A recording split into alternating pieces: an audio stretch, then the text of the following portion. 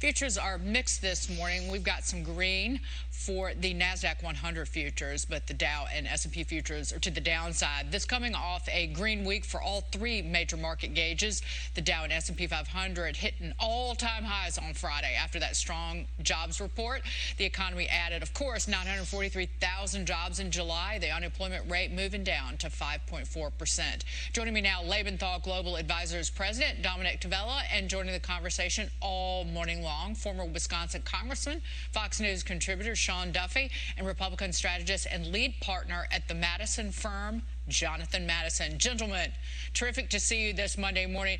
Dom, looking ahead, what is most weighing on your mind about the markets and what will drive stocks higher or lower? What do you see? Well, you know, we've had a particularly good year so far, Dagan, and we've watched top-line growth. Earnings are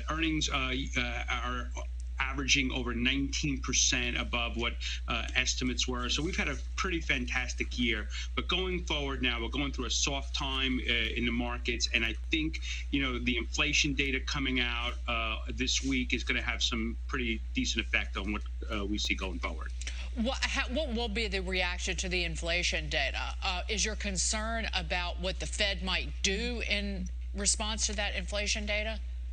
Absolutely, Dagan. So up until now, it's been hot, right? Nobody can argue that point. We've seen commodity prices. We've seen things like copper and lumber really have extraordinary years. They've started to roll over. Those kinds of expensive stuff have started to roll down. But you look at also like airline tickets and you look at used car prices, they have not. And so inflation has been running really hot.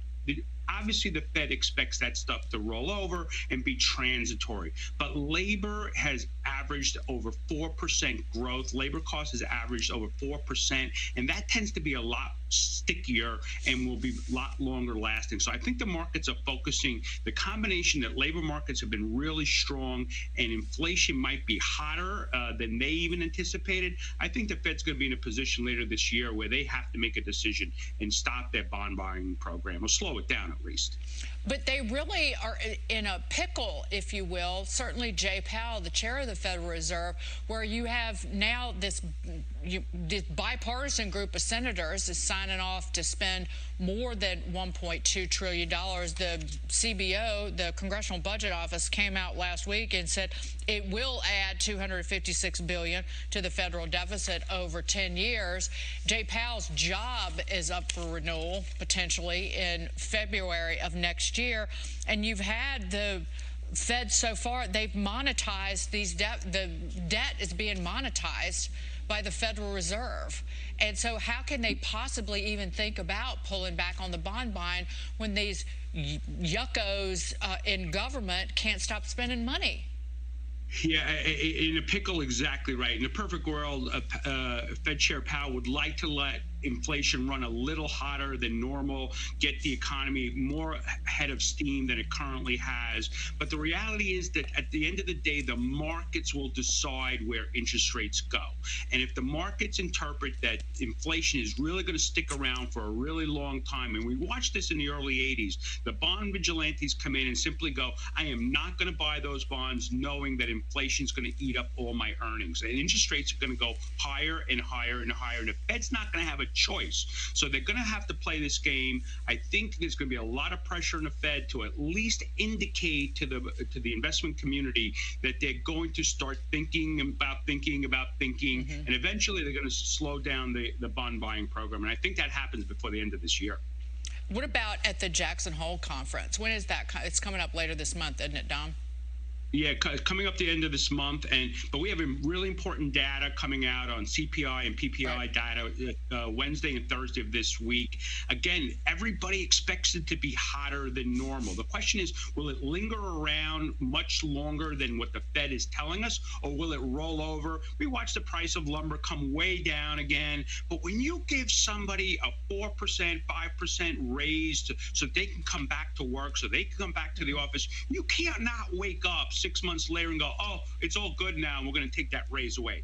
That kind of labor cost sticks around for a really long time, and I think that in the end will give the really the excuse to the Fed to go, you know what, we have to do something here. Yeah, any regular person understands that higher prices are here to stay. When somebody raises prices, like even if it's a raise, the lower prices never materialize. Just really quickly, how are you allocating your portfolio for the second half of the year? Any changes that you've made? Yeah, look, the U.S. markets, domestic markets have just been fantastic, right? Less so on the international side. And I just spent the last 30 days, I visited Europe, I visited the Middle East, and I visited Africa.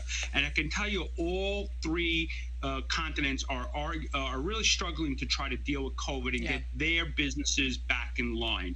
They are way behind us. I think you have to start nibbling in these areas. I think you have to start allocating, get there early. You can't wait till after those markets react to go, oh, that's a great space. So this is where you start rebalancing some of your U.S. equities and get into the international sectors. Right. You have, knowing people who've been traveling overseas, you have no idea what great shape the United States is in, broadly speaking, honestly, until you are 100% correct. If you look at what's going on, especially in the labor force, restaurants opening, shops being able to function, we are so far ahead of the rest of the world. At least what I saw, we are so far ahead of the rest of the world. It really is troubling, but they're catching up. So 3, 6, 12 months down the road, they'll be where we are today. You got to go where the hockey puck is going to be, not where it is today. And internationally, you start very deliberately moving pieces of your, maybe 2.5%, 5%, but you start moving that part of your portfolio from domestic to international and capture the returns 3 and 6 months down the road. Dom, great to see you. Dominick Tavella. We'll see you soon.